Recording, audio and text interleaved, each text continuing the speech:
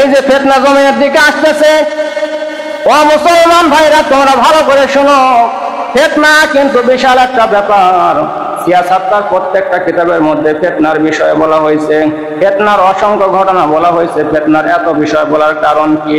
আমার উম্মতেরা, ফিতনার বিষয়ে তোমাদেরকে আমি আগেই ছবি লাগিয়ে দিয়ে গেলাম, কিয়ামতের আলামত গুলো বলে দিয়ে গেলাম। তোমরা এগুলো জানো, তোমরা এগুলো আমল করো, নিজে বাঁচো, অপরকে বাঁচাও।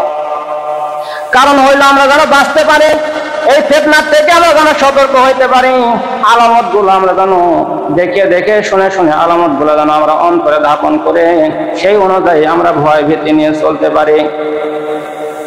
একজন আর্টিস্ট যেমন একজন রং তুলে দিয়ে যেমন একটা আর্ট করে, একটা গ্রামের ছবি কেমন হবে, একটা গাছ দেখা যায়, একটা গ্রাম দেখা যায়, সুন্দর আসমান দেখা যায়। ওই কবি যখন ছবি আর্ট করে, ছবির দিকে তাকাইলে যেমন অনেক কিছুই দেখা যায়, অনেক কিছু বোঝা যায়। আমার নবীজি হাদিসের পাতায় পাতায়, ইতিহাসের পাতায় পাতায় এই কিয়ামতের আলামত আর ফিতনা সম্পর্কে উম্মাতদেরকে বুঝায় দিয়ে গেল, উম্মাত এই ফিতনা সম্পর্কে, কিয়ামতের আলামত সম্পর্কে তোমরা জানো, এগুলোর থেকে বাঁচো, তোমার ঈমান নিয়ে তুমি কবরে যাওয়ার চেষ্টা করো।